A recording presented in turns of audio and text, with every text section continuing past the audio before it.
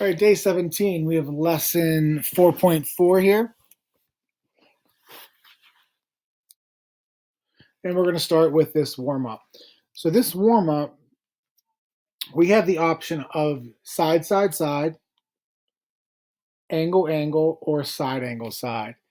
And with the information given, we actually can do any one of these three. And I am going to do all three methods right here. And the first one I always look for is side, side, side, meaning I need all three sides of each triangle. So I'm going to do 16, and I know 16 is the middle side. When it comes to 16, 34, and 30, 34 is the longest. I'm sorry, 16 is the shortest side, and 30 is the middle side. So the shortest side, 16, is going to go with 8. So for side, side, side, we're going to try 16 over 8 and see if that's the same as 34 over 17, the two longer sides. And then 30 over 15. And hopefully you're recognizing that those all simplify down to 2 over 1. So right now, we'd be able to say check, side, side, side, similarity, and then we would write our similarity statement. And we'll write a similarity statement at the end after we do all three methods. Next strategy we're going to go with is angle, angle. So angle, angle, I need to find two pairs of angles that are congruent. And since all the angles are given, I'm just going to pick my two favorite and say angle E is congruent to angle L. They're both 52. And then angle G is congruent to angle J. Check, angle, angle, similarity. So maybe you would go for the side, side, side. Maybe you prefer angle, angle, or a combination of the two would be side, angle, side.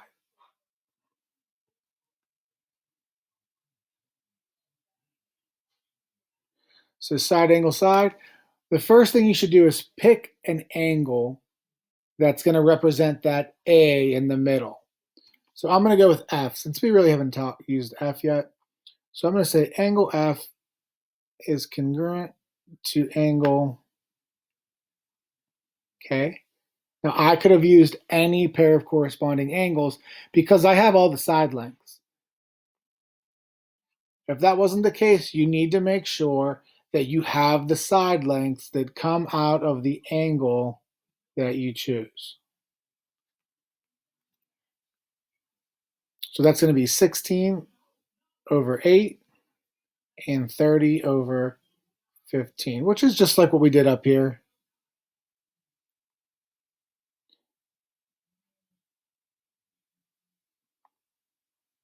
I actually noticed a little mistake back there with side, side, side. I'm going to go back and fix that. So this ends up being 2 over 1 equals 2 over 1. So that check again just represents us saying yes, that they are similar triangles. So our similarity statement is triangle. Remember, the first three letters does not matter. So I'm going to go with EFG. And what goes with E, L, what goes with F, K, and what goes with G, J. And if you were screaming at your screen as I wrote this down, it looks like I repeated this. That should have been 30 over 15.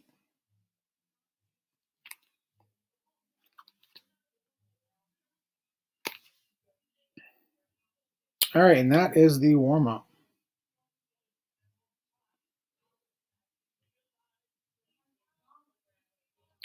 All right, lesson 4.4. We're now going to talk about how do measurements like area and perimeter change as the size of a shape changes. So if I was to shrink down a shape, how's the perimeter going to respond? How is the area going to respond? What if I increase? What if I grow a shape and make it bigger? How does the perimeter respond? How does the area respond? And obviously, if you're thinking it's going to get smaller as well or it's going to get bigger as well, yes, but we want to be more exact about that. So the perimeter is the distance around, and the area is the space inside. Is the space inside the polygon. So let's look at the perimeter first. How does the perimeter change between similar polygons? So find the perimeter of this polygon. Now, notice the symbols we have here. It tells us it's a regular polygon, meaning each of these sides is 4.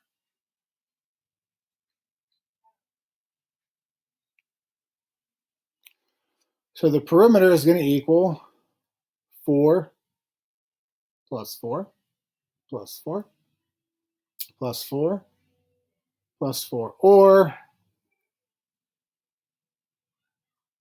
4 times 5, which is 20. And I know maybe I kind of took a long route there, but I just want to make sure that we're not leaving anything up for confusion as we do this.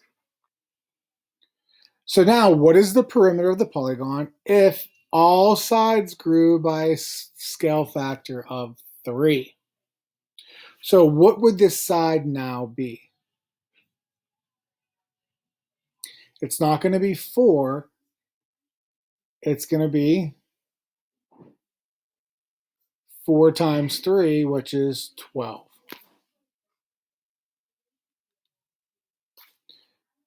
So the perimeter is going to be 12 times 5, which is 60.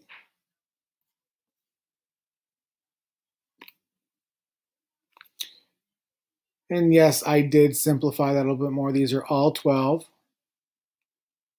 So that's 12 plus 12 plus 12 plus 12 plus 12. So 5 12s, 12 times 5 is 60. So yes, it did get bigger. How much bigger did it get? If it was originally 20 and now it's 60, hopefully you have caught on to the shortcut of what you can do. So now we're going to compare the scale factors of the polygon from A to B. Remember, the scale factor is how did polygon A turn into B? So the scale factor is basically just a ratio of any two corresponding sides. Now, since all the sides are the same in both polygons, we just know that it came from 4 and it turned into 12. So the scale factor is 1/3. Now, when we talk about the ratio of perimeters, we'll call that the ROP, just to shorten that down. Well, it's exactly what it says. It's a ratio of the perimeters, which is 20 over 60, which simplifies down to 1/3.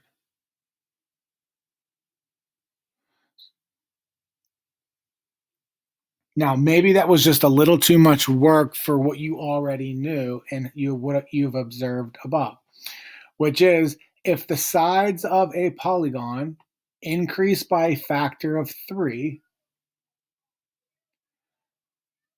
then the perimeter will increase by a factor of 3. That's all we just showed right down here.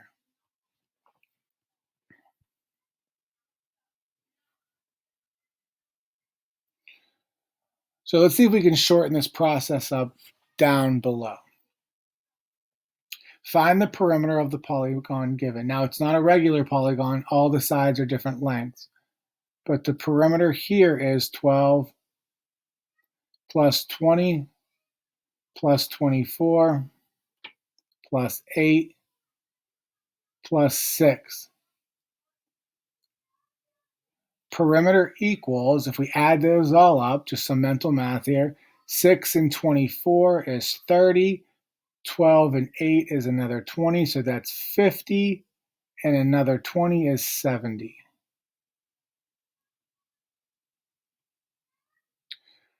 Knowing how the ratio of the perimeters related to the scale factors, what should the perimeter be for the polygon below?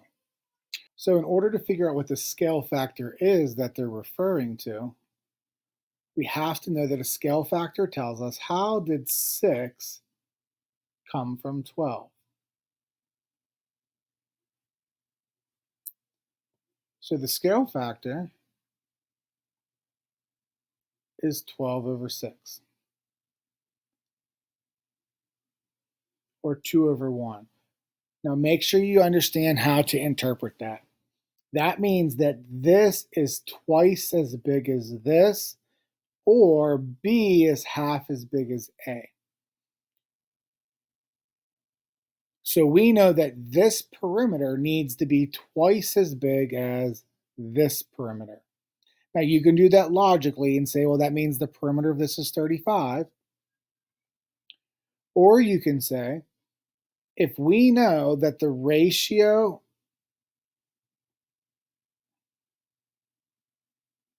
of the perimeters needs to equal the scale factor, which is a ratio in itself, and the scale factor is 2 over 1, then the ratio of perimeters should be the same fraction. So what does x have to be so that it is the same thing as 2 over 1? So that's 2x equals 70, so x equals 35. Now you might think that's overkill with the amount of work we just did right there, but as these problems come a little bit more complex, that will be a simple, efficient way to always solve them. So let's take the picture out of it and let's just use the words. If a model house had property with a perimeter of 45 inches, what is the actual property perimeter if the scale factor from model to actual is 1 to 200? So let's identify the scale factor is 1 to 200.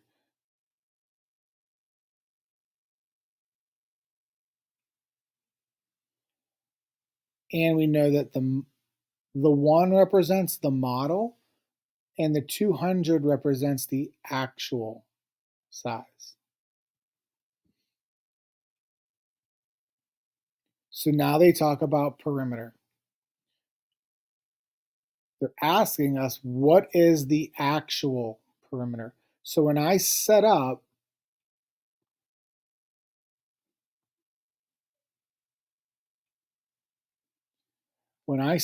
this proportion, my scale factor is going to be the obvious fraction that is complete. There's nothing unknown about it. Keep in mind, this represents the model, this represents the actual. So where does the 45 belong? Up with the model or down with the actual? Well, since we're looking for the actual, then the model goes up top. I'm sorry, 45 goes up top with the model.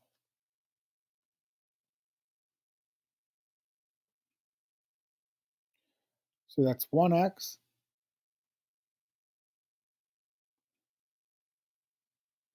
equals 9,000.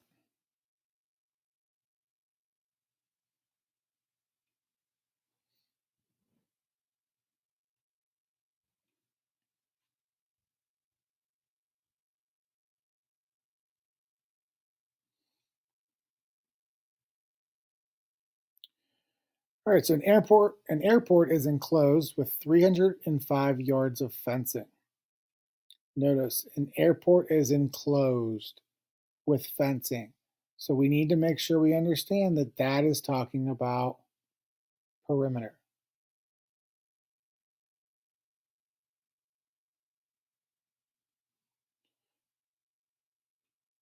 If a model was built with a scale factor of 100 to 3, so there's our scale factor,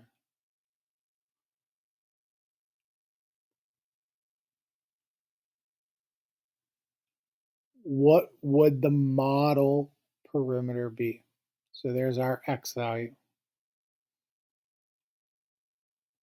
Make sure you understand that this is the same. So 100 goes with actual, 3 goes with model.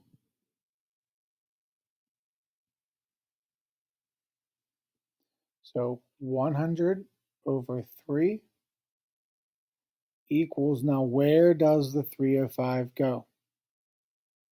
Remember, we're looking for model.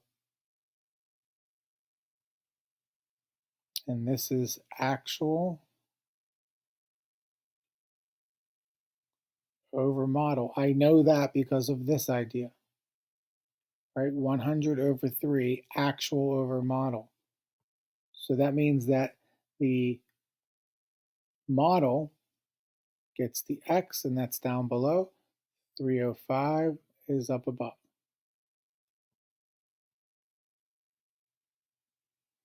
So that's 100X equals 915.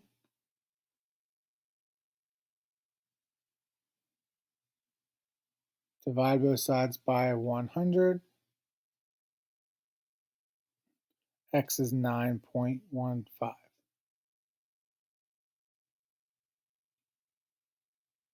So that would be the model perimeter.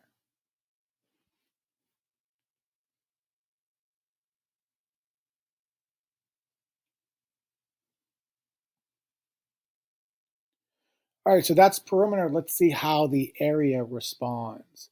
Find the area of the polygon below. Remember, area equals length times width for a rectangle. So area equals 7 times 5.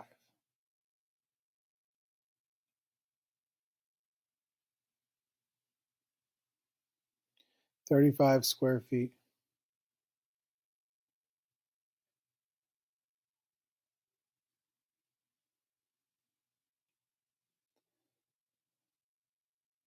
Find the area of the polygons below after growing by a scale factor of 4.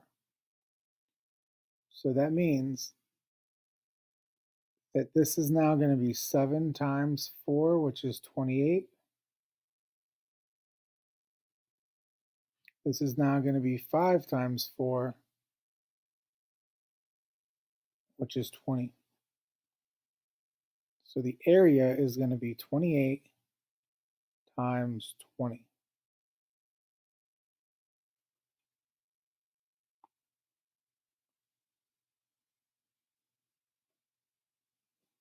Which is 560 feet squared. Now, it might not have been the number that you were expecting, and let's see why. Compare the scale factor of polygon A to B. Again, I'll restate this. Scale factor is the ratio between corresponding sides. So from 5 turned into 20, 7 turned into 28. Doesn't matter. The scale factor is 1/4. The ratio of the areas, we'll call that the ROA,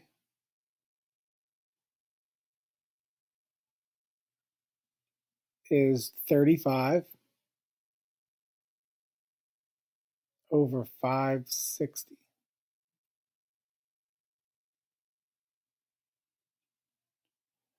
That does not simplify down to 1/4. That simplifies down to 1/16.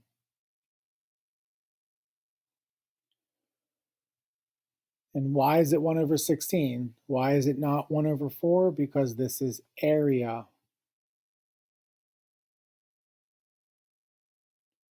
Which is 1/4 squared.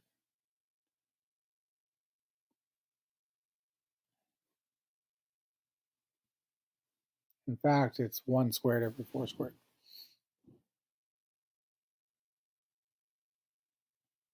So there is a shortcut, but we had to understand the shortcut before we can use it. For perimeter, it was obvious. It's what your instincts would tell you. For area, it's a little bit different because if you come back up here and expose it, remember this 28 was really 7 times 4, and this 20 was really 5 times 4. And if we rearrange all that multiplication, it's really 4 times 4 times 7 times 5, which is 16 times 35, which means if we have a scale factor of 4, we multiplied 35 by 4 squared, not by 4. If it was perimeter, the shortcut was just to multiply perimeter by the scale factor to get the new perimeter. The shortcut now is to multiply the area by the scale factor squared to get the new area. So it gets much bigger than we would think.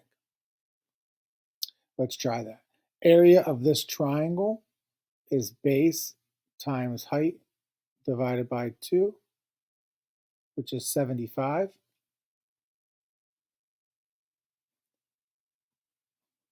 If we have a scale factor of 1/5, that means it gets smaller. We're not going to divide 75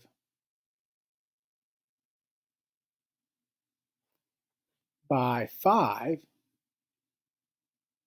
We're going to divide it by 5 squared. And why divide it by 5? Because this is going to go 10 divided by 5 to be 2. This is going to be 15 divided by 5 to give us 3.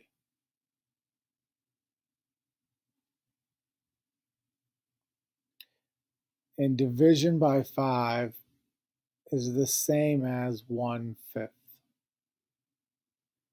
Like 1/2 means you divide by 2. So a scale factor of 1/5 is dividing by 5.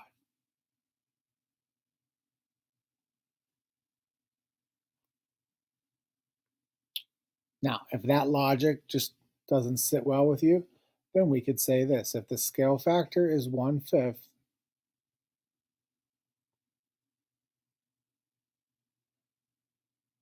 then the ratio of the areas also needs to be 1/5 squared.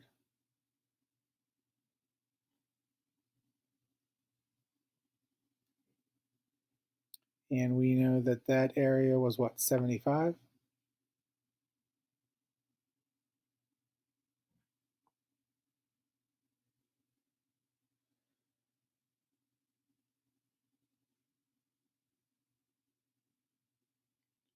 So let's square that first. So that's 1 over 25 equals x over 75. So that's 25x equals 75, x equals 3. Or 75 divided by 5 squared is 3. Or we can come back over here and say base times height, which is 6, divided by 2, which is 3.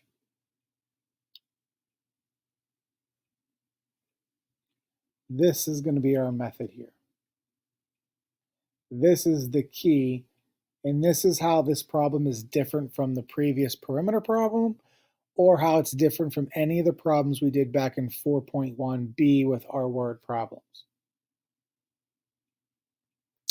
So let's try this. If the area of a football field were 6,000 square yards, so we have to first understand that we're talking about area.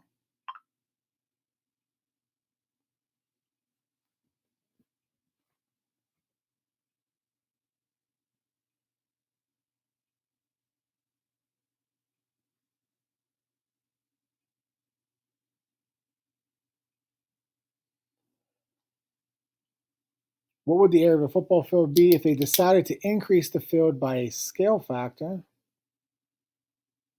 of 2 to 3 from original to new? So let's get that scale factor out here. That's going to be 2 over 3. Since we're talking about area, we need to square that.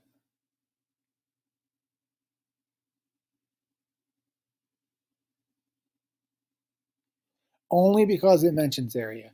If this said perimeter, we would not touch that. We would keep it 2 over 3.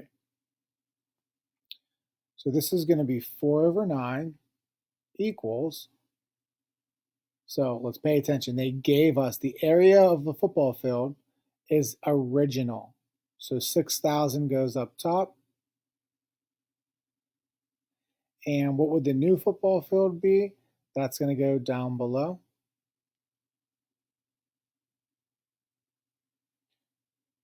So that's 4x equals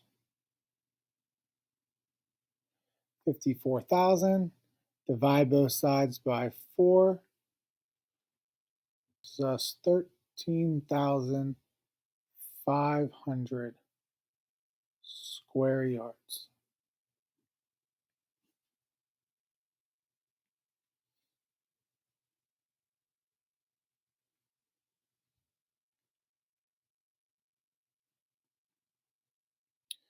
Let's try this last one here. What would be the area on a map of an enclosed search area? So again, here's area. If the 600 square miles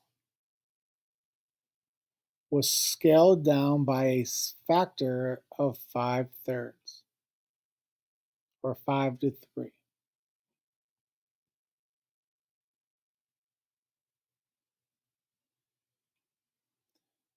So that's original to new.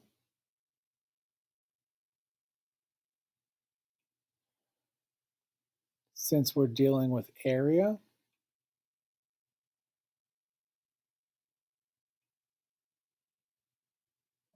we should square that to 25 over 9. And that's what we're going to use in our proportion. 25 over 9 is going to be equal to the ratio of areas, which is going to be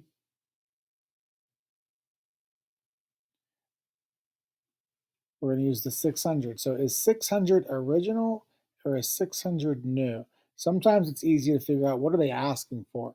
It says, what would the area be on a map of an enclosed search area if the 600 square miles was scaled down? So this is the original. We want to know what is it going to be scaled down to be.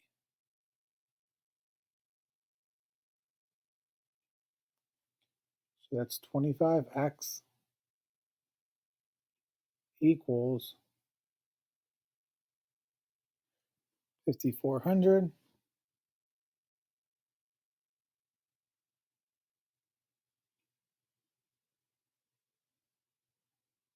Divide both sides by 25, we get x equals 216 square miles.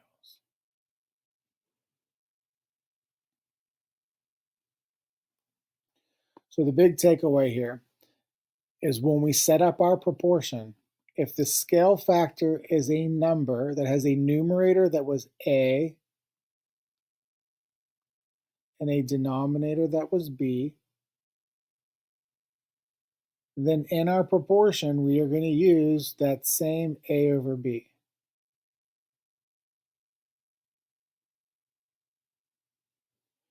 But if it was area and the scale factor was a over b, then in our proportion, we are going to use a squared over b squared. And then we just turn it back into a 4.1 problem. The biggest thing here you have to understand and pay attention to is, are we talking about area or are we talking about perimeter?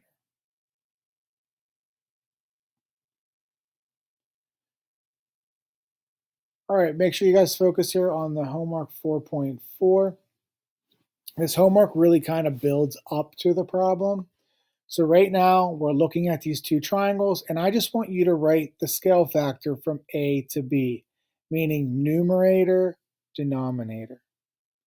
Remember, scale factor is the ratio between corresponding sides. So 10 turned into what side in triangle B? Same thing over here, but now I flipped it on you, B to A. In number 3, you don't have to do that. I already made the scale factor for you. So if this was a perimeter problem, what would the ratio have to equal? If it was a ratio of areas problem, what would that ratio have to equal? And those two answers are based off of this. Now 5 and 6, we put it all together. Just like in number 1 and number 2, you have to find the scale factor and then turn it into the appropriate fractions.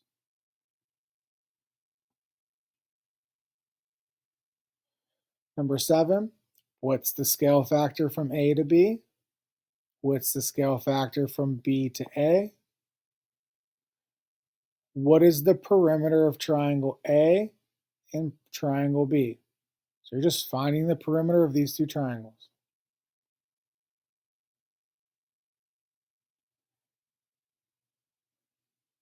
How should the ratio of perimeters compare to the scale factors? How does the ratio of perimeters compare to the scale factors?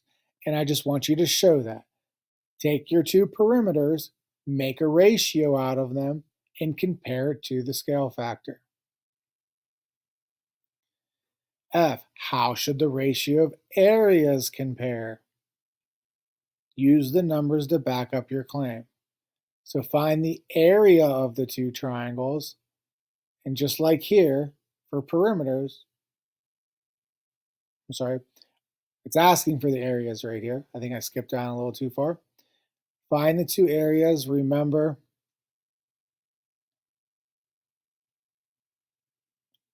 for triangle, it's base times height divided by 2. Use those two numbers that you get, make a ratio, and show that that ratio compares appropriately to this scale factor. And then it ends basically with a table just like the notes ended with. Scale factor, ratio, ratio. And now we start with a ratio. What should the scale factor be? Therefore, what should the ratio of areas be? Where did this ratio come from? It's an areas ratio. Where did it come from? What was that scale factor? What is the ratio of perimeters that goes with it? All right, make sure you tune into the office hours. Make sure you ask any questions. Don't let yourself go confused. Use your resources. Rewatch the video. Email me, message me. Tune into my office hours, morning or afternoon.